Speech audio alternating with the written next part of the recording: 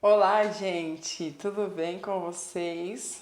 Espero que sim, que Deus nos abençoe e nos faça ouvir a sua voz nesse dia, nessa reflexão que nós vamos fazer. Que o Senhor nos traga entendimento e traduza para nós aquilo que Ele quer. Hoje é Dia das Mães e eu gostaria de falar algumas coisas que têm a ver não só com as mães, mas com todos nós, com toda a família. Nós vamos fazer uma meditação em Tito, capítulo 2. Então vamos lá com a Bíblia da gente para Tito, capítulo 2.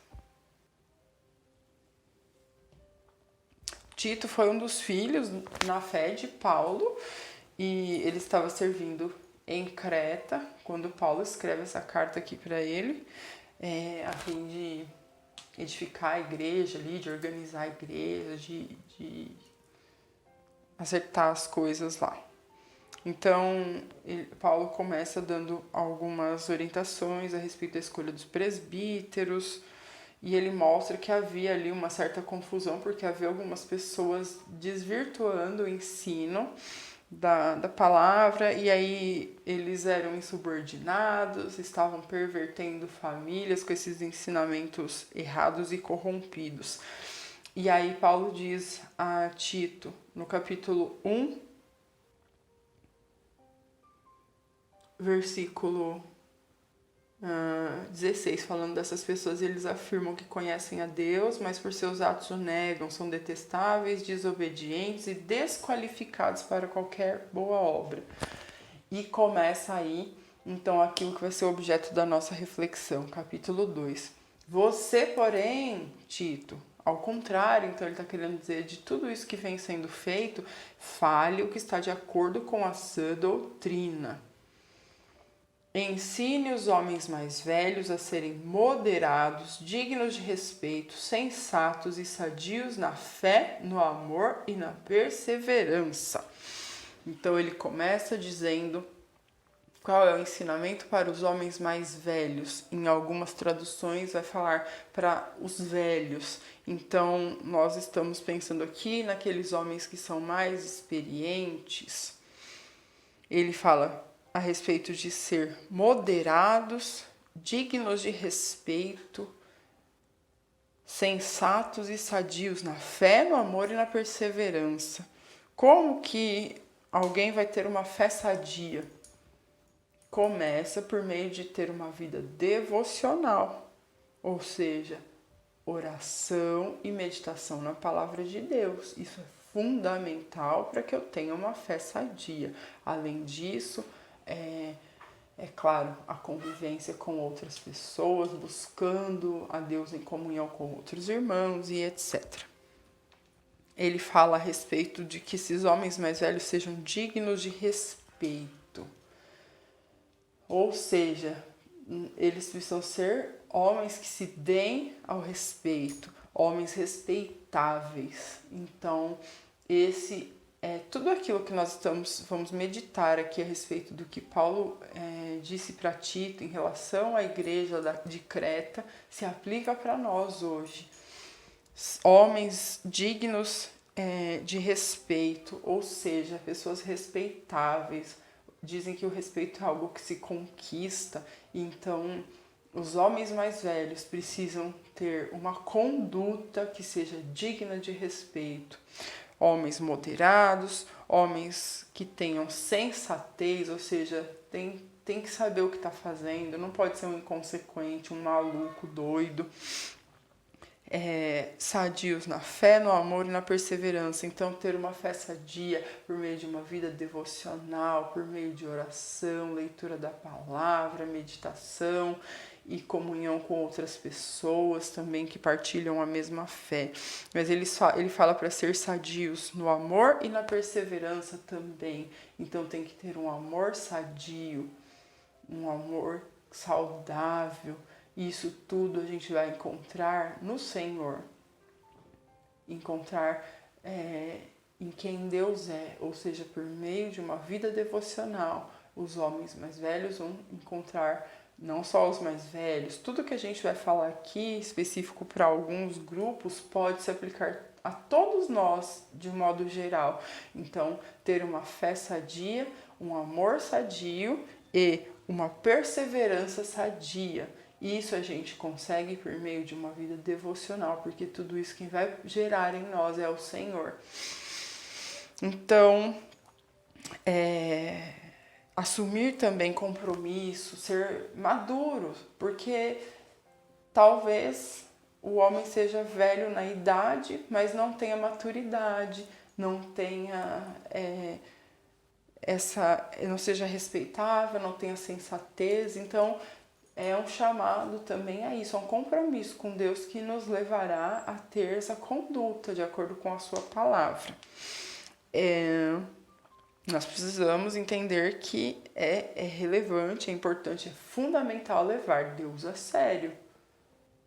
Não é para estar de brincadeira aqui. Então, em algumas traduções vai falar a respeito assim, os velhos. Olha, fala para os velhos que eles têm que agir assim, assim, assim. Nessa tradução que eu estou lendo, fala dos homens mais velhos.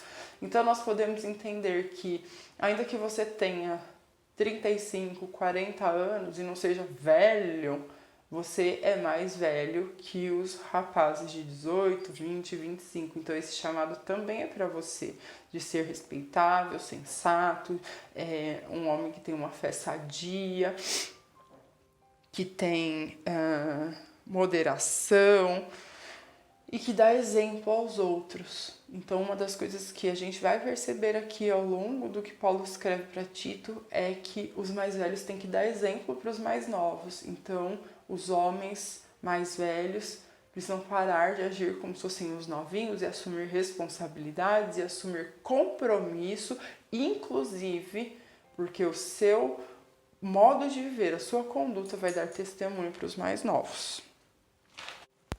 Vamos ver aqui o versículo 3.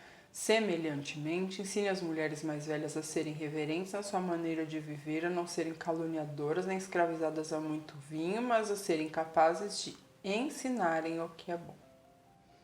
Eu vou dar spoiler de que na continuidade ele vai falar sobre coisas para as mulheres mais jovens e que a conduta das mulheres mais velhas é uma conduta que é um benefício, é uma regra, é uma exortação para elas mesmas, mas também para as mais novas, porque ele vai dizer ali que as mulheres mais velhas têm que dar bom testemunho para as mais novas e ensinar as mais novas.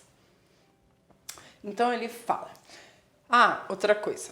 Quem são essas mulheres mais velhas? Em algumas traduções, como eu já disse a respeito dos homens, fala das mulheres idosas. Porém, eu gosto dessa tradução aqui, que fala sobre as mulheres mais velhas. Porque, ainda que você não seja idosa, você já pode ter uma certa idade que tenha te trazido experiência de vida que sirva para ensinar mulheres mais jovens.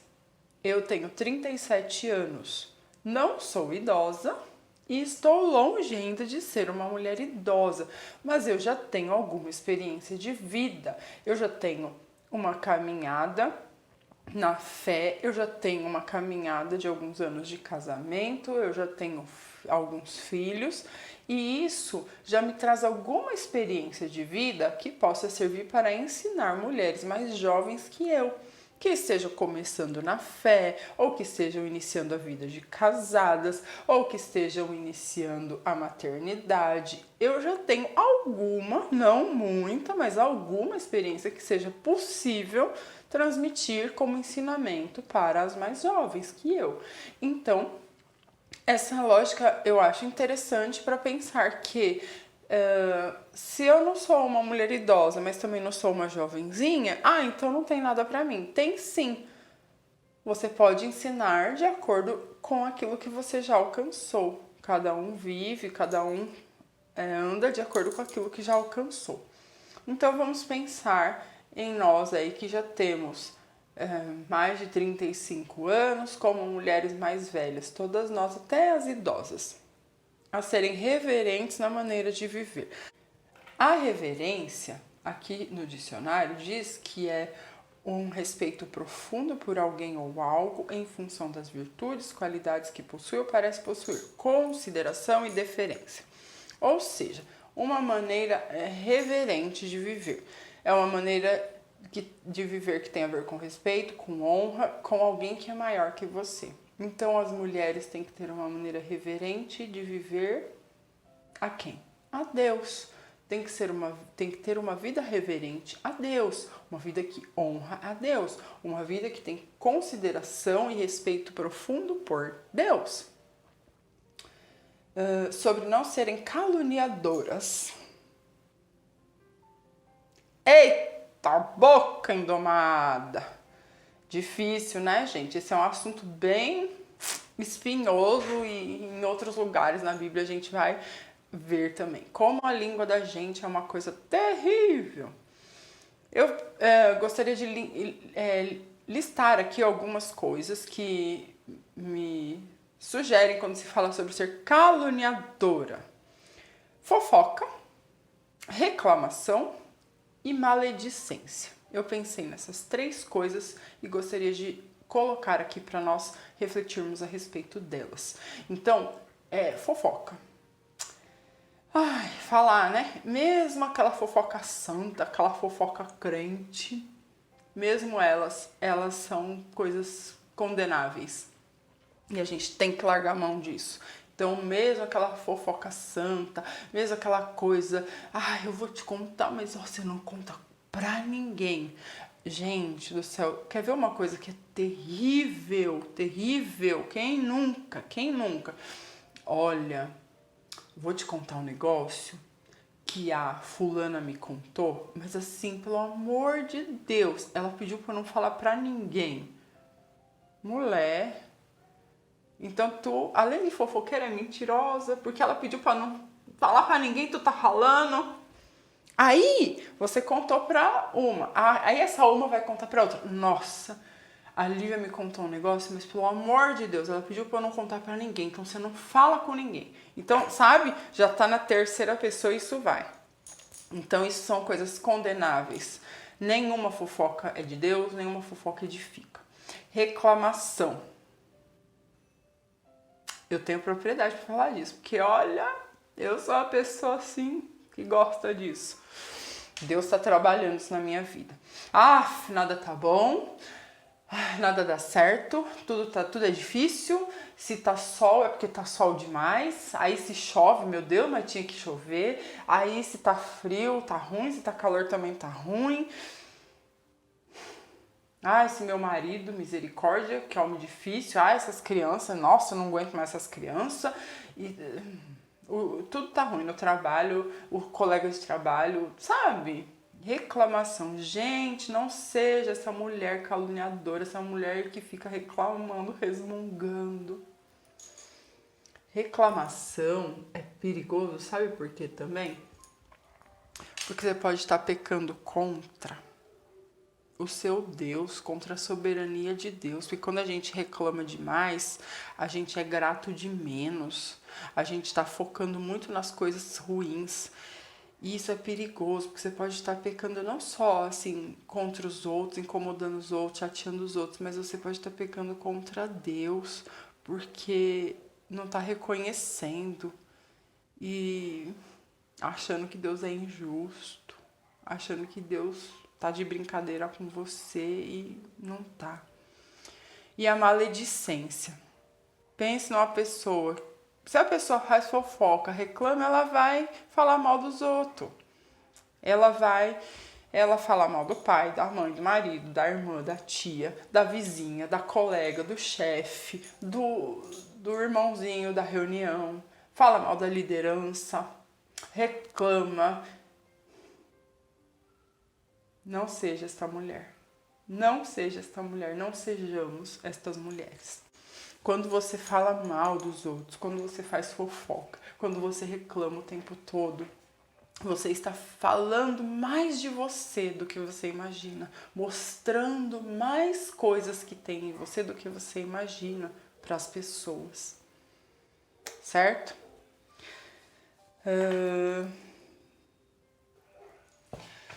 Não ser escravizadas a muito vinho. Olha, eu fiquei pensando aqui, não ser escravizada a muito vinho, ou um vício, né? Essa pessoa que bebe, que é alcoólatra. Mas ele fala muito, mas será que ser escravizada a pouco vinho é uma coisa boa também? Ah, eu não bebo muito, tomo só um golinho de vez em quando. É algo a se pensar, não é mesmo? Especialmente porque, pensa, mesmo que eu não beba muito pra ficar bêbada caída, mas eu bebo um pouco que já me deixa meio alta, meio alegre. Isso começa a afetar, me deixar muito desinibida, eu começo a perder um pouquinho o autocontrole, um pouquinho do juízo, e aí eu posso colocar em risco a reverência, a questão de não ser caluniadora, porque quando a gente fica meio à vontade, de repente pode começar a falar o que não deve. Fala sobre também mulheres que sejam capazes de ensinar o que é bom. Em outras traduções vai falar sobre mulheres que sejam mestras no bem. Eu preciso ter uma vida reverente a Deus, uma vida de amor, de respeito, de honra a Deus, para que eu seja capaz de ensinar o que é bom. Tudo que é bom, todo dom perfeito vem de Deus, vem do nosso Pai. Para eu ser capaz de ensinar o que é bom precisa estar dentro de mim, certo? E não só como uma teoria, mas como uma prática. Para que eu seja mestra no bem, eu preciso ter uma vida de bem. Então, tudo isso que nós falamos aqui são super importantes para nos embasar, para nos dar bagagem para ensinar o que é bom. Então, mulheres mais velhas, vocês precisam ser capazes de ensinar o que é bom, de ser mestras no bem. Para isso, vocês precisam ter bagagem, vocês precisam ter conteúdo. Sabe aquela coisa que a boca fala do que o coração está cheio? Então, o meu coração precisa estar cheio dessa vida reverente, dessa vida cheia de bondade, cheia daquilo que é bom. Leia Filipenses 4:8. Tudo que é verdadeiro, tudo que é respeitável, tudo que é justo, tudo que é de boa fama, se há alguma virtude, se algum louvor existe, seja isso que ocupe o vosso pensamento. É desta forma, é assim que a gente vai conseguir que a nossa mente seja povoada desses bons pensamentos, para que os nossos sentimentos sejam conquistados por isso e a nossa vontade, as nossas ações, as nossas decisões caminhem também nessa direção. E aí, vamos lá. Versículo 4. Assim, ou seja, vivendo desse jeito, as mulheres mais velhas, elas poderão orientar ou ensinar as mais jovens a quê? A amarem seus maridos e seus filhos, a serem prudentes e puras, a estarem ocupadas em casa, ou em algumas traduções, a serem boas donas de casa, a serem bondosas e sujeitas a seus maridos, a fim de que a palavra de Deus não seja difamada. Vamos lá. Mulheres mais jovens precisam aprender a ser prudentes, precisam ser pessoas que tomam cuidado com o que falam, com o que fazem. E pra gente tomar cuidado com o que a gente faz e o que a gente fala, a gente tem que tomar cuidado com o que a gente pensa. Então, Filipenses 4:8. O que está ocupando a sua mente? O que está ocupando o seu pensamento? Elas precisam aprender a amarem seus maridos e filhos. O amor parece uma coisa meio óbvia. Se eu casei com o Wagner, é porque eu amo Wagner. Se eu tive meus filhos, como que eu não vou amar meus filhos? Talvez, em alguns momentos, algumas mulheres vão se deparar com isso, com essa dificuldade de entender o amor, porque o amor é mais que um sentimento apenas, que uma emoção. O amor é uma decisão que envolve serviço, doação, foco no outro e a morte do egoísmo autorreferente. A morte de uma vida autorreferente. O que é uma vida autorreferente? É uma vida em que a referência sou eu, em que o foco está no eu, em mim. O amor é alguma coisa que sai de mim para o outro. O amor tem foco no outro. O amor tem foco fora de mim. Então tem a ver com doação, com serviço, com renúncia. Então a questão de aprender a amar os maridos e os filhos com esse tipo de amor. Não um amor emocional, um amor que é baseado nas emoções. Isso é bem perigoso, porque baseado nas emoções, no meu humor, hoje eu amo, amanhã eu não amo mais. Aí eu casei, eu acho que eu não amo mais meu marido, não quero mais saber dele. Sabe assim? Então, precisa entender que é assim que é. As mulheres que não têm marido e filhos, elas têm que aprender o amor ainda assim. Tem que aprender a amar aos outros ainda assim. As mulheres mais velhas têm que ensinar isso. Mesmo que essas mulheres mais velhas não sejam casadas ou mães, elas têm que ensinar as mulheres mais jovens o amor, esse amor de serviço, de doação, de renúncia, esse amor que tem um foco no outro, certo? E seria muito importante que essa mulher, essa jovem, entendesse a natureza desse amor que é mais que emoção, que é decisão, que é renúncia, que é serviço, logo no começo da vida, assim evitaria muitos problemas. Fala sobre serem puras e moderadas. Aquilo que eu vejo e ouço influencia fortemente o que eu acredito e penso da vida. O que é que eu tenho visto? O que é que os meus olhos têm contemplado? O que é que eu tenho gravado de imagens? Quais são as imagens que a minha mente está gravando? Aquilo que eu olho, o que é que eu estou olhando? A palavra de Deus diz que se os nossos olhos forem bons, todo o nosso corpo terá luz, porque os olhos são a candeia do corpo. Então, se os meus olhos forem bons, ou seja, para onde eu estou olhando? Porque se os meus olhos forem maus, o meu corpo inteiro está em trevas. E que grandes trevas, a palavra fala. Então, e o que eu tenho escutado? Quais são as coisas para as quais eu tenho dado ouvidos? Então é importante saber o que é que nós estamos assistindo, o que é que nós estamos ouvindo, quem é que nós estamos seguindo na rede social, lá no Instagram, no Facebook, o que é que tem povoado a minha mente? Isso vai fazer uma diferença enorme a respeito de eu ser moderada e de eu ser pura. Quais são os conceitos que estão entrando na minha vida por meio do que eu assisto e do que eu ouço? E do que eu vejo na internet. Serem boas donas de casa. O sistema desse mundo, em grande parte por meio do feminismo, tem nos feito acreditar que isso não tem valor, que a família não tem valor, tenta diminuir a relevância do casamento, da maternidade e do serviço no lar. Tem aquela ideia de que o lugar da mulher é onde ela quiser. Para nós cristãs que servimos a Deus, isso é uma mentira, porque o nosso lugar como mulheres é onde Deus quiser e não onde a gente quiser. Então, cuidar bem da nossa casa, ser uma boa dona de casa é uma forma de amar os meus, é uma forma de servir. Ora, eu não falei que o amor é serviço, que é sacrifício, que é focado no outro, o amor é focado no outro. Cuidar bem da nossa casa é uma forma de sermos fortalecidas, de sermos edificadas, porque nós estaremos fazendo coisas que são importantes, são necessárias, mas que não necessariamente a gente goste. Muito do que forma a gente como pessoas firmes, como pessoas resilientes, como pessoas de bem, é o tanto de horas, o tanto de tempo que a gente gasta fazendo coisas que a gente não necessariamente gosta, mas que são necessárias e importantes.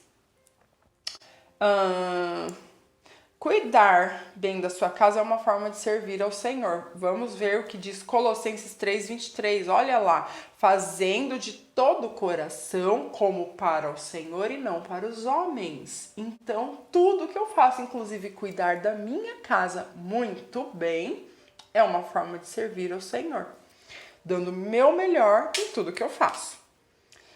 Você que é casada ou você que está para casar, que planeja casar, entenda que o casamento é o seu primeiro ministério. E com o casamento, o marido é o seu primeiro ministério. Vem os filhos, esse é o propósito de Deus em geral, e o lar. Então, esse é o nosso primeiro ministério. Se eu não estou dando conta de servir bem ao Senhor, servindo a minha casa e a minha família, como é que eu vou servir ao Senhor fora? Mulheres que sejam sujeitas a seus maridos. Ai, que assunto espinhoso, mas ai, que assunto necessário. Vamos falar de fatos. Biblicamente, a mulher foi feita para o homem. Ponto. Isso é um fato, não é uma opinião, não é porque eu acho. Gênesis 2:7, Deus criou o homem. Aí depois, Gênesis 2:18 a 23, Deus fala, não é bom que o homem esteja só. Eu farei para ele uma auxiliadora que lhe seja idônea, alguém que lhe corresponda. E aí Deus faz a mulher, tira lá um pedaço do homem e faz a mulher para o homem. A submissão que a mulher é chamada é no padrão da submissão da igreja a Cristo. E homens, pelo amor de Deus, sejam para as mulheres, cumpram o seu papel de ser para as mulheres o que Cristo é para a sua igreja. Ajudem as mulheres também a cumprir o papel delas, cumprindo de vocês. Assuma sua responsabilidade diante da palavra de Deus. O casamento de um homem e de uma mulher deve ser um reflexo de Cristo e da igreja, uma amostra, uma pequena amostra da eternidade. E tudo isso, como diz lá no final do versículo 5, para que a palavra de Deus não seja difamada, não seja blasfemada. É muito relevante o testemunho das mulheres mais velhas e mais jovens. Tudo que foi falado aqui serve tanto para as mais velhas quanto para as mais jovens. Aliás, aquilo que as mais novas têm que aprender das mais velhas, que não foi falado para as mais velhas, é sinal de que as mais velhas já têm que estar fazendo, amar marido, ser sujeito ao marido, cuidar bem da casa e etc, etc. Certo? Então, é muito relevante para dar testemunho. Não ache que o que você está fazendo em cuidar da sua família, em cuidar do seu marido, em cuidar da sua casa, dos seus filhos, é irrelevante. Você está fazendo um dos trabalhos mais importantes deste mundo, formando pessoas, formando a igreja, formando o corpo de Cristo. Mulher, você é importante, certo? E aí ele continua aqui da mesma maneira, encoraje os jovens a serem prudentes. Encoraje os jovens, exorta semelhantemente os jovens a que sejam moderados. Moderado é alguém contido, comedido, não exagerado, é alguém prudente. E uma pessoa prudente, eu achei interessante essa definição, é alguém que conquista os objetivos, evitando todos os perigos. É alguém que tem cautela. É natural dos mais novos essa coisa, esse ímpeto, essa avidez, essa coisa do se jogar, essa coisa meio inconsequente. As crianças são super inconsequentes. Elas não têm noção de perigo e elas vão fazendo as coisas, vão se jogando. E elas vão aprendendo por tentativa e erro.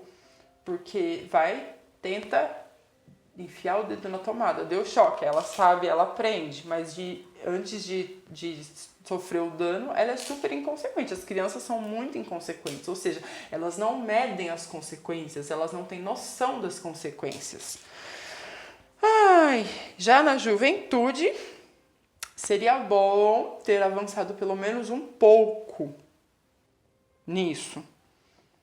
Medir, pesar melhor as coisas antes de fazer. Calcular. Esse negócio de fazer, tá vendo o que vai dar, é meio coisa de criança, viu, jovenzinhos? Criança é que faz isso, assim, tipo... E ela nem faz de propósito, tá? Detalhe, ela faz pra ver no que vai dar. Agora, a gente que já tá um pouco crescidinho e que já tem noção disso, esse negócio de fazer... deixa eu ver aqui. Vou pagar pra ver. Isso aí, acho que já tá na hora de passar, né? Então, vamos lá. Jovens, vocês são ainda imaturos e inexperientes em muitas coisas nessa vida. Mas já dá para vocês terem pelo menos um pouco de prudência e um pouco de moderação no que vocês fazem. Já tem condições, vocês já têm condições de calcular a consequência das coisas antes de fazer, né? Tito era jovem e já estava sendo chamado a ser exemplo.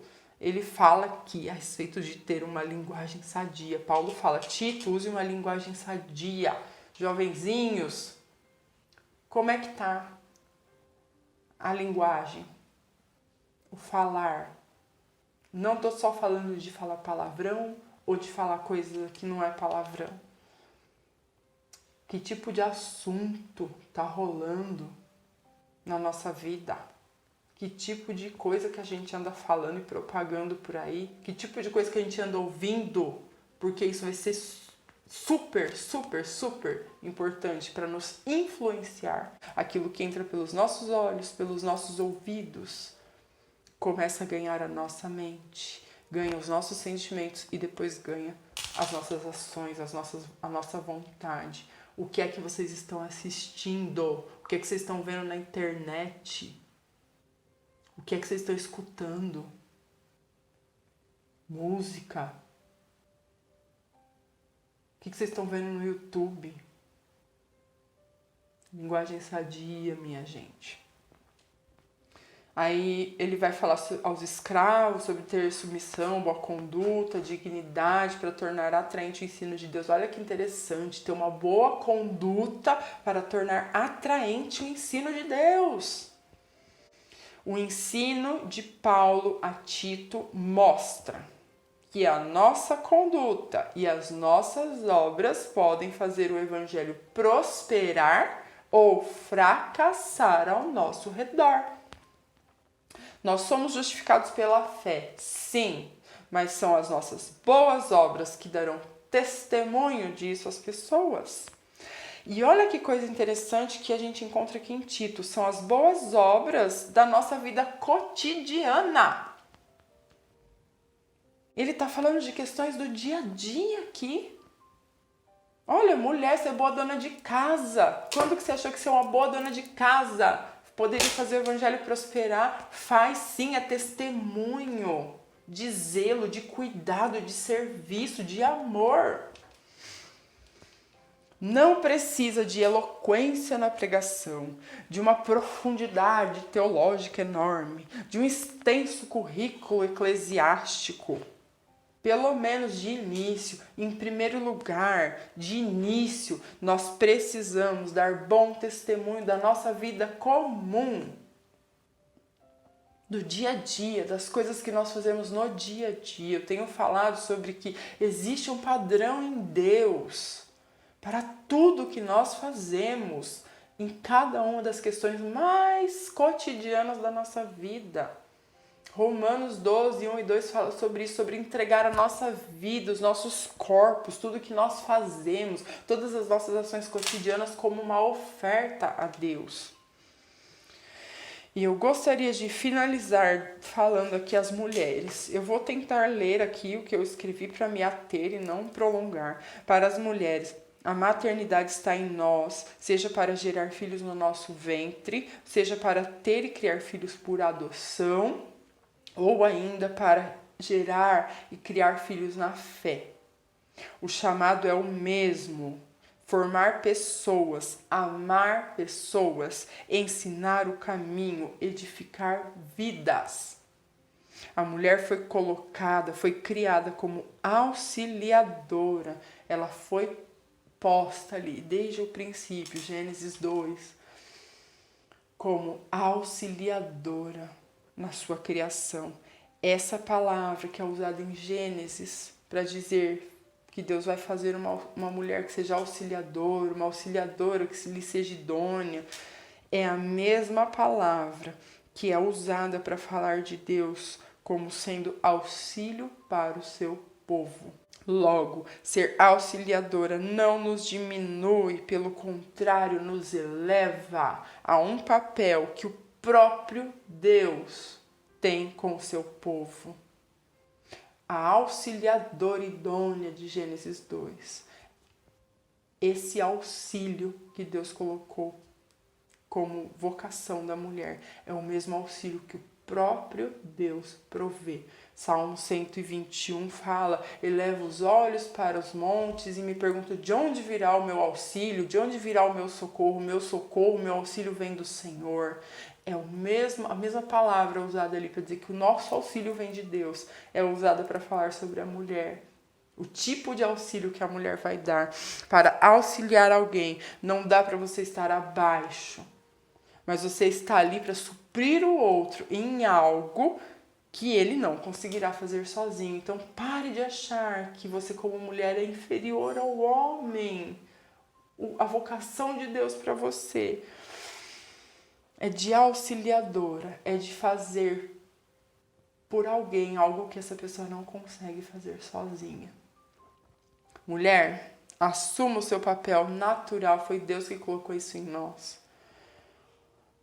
De auxiliadora, seja no seu casamento, seja na sua família sem marido, mas com filhos, você que não tem marido, mas tem filhos, seja na igreja, seja para você que não tem marido nem filhos, mas você está inserida em uma família.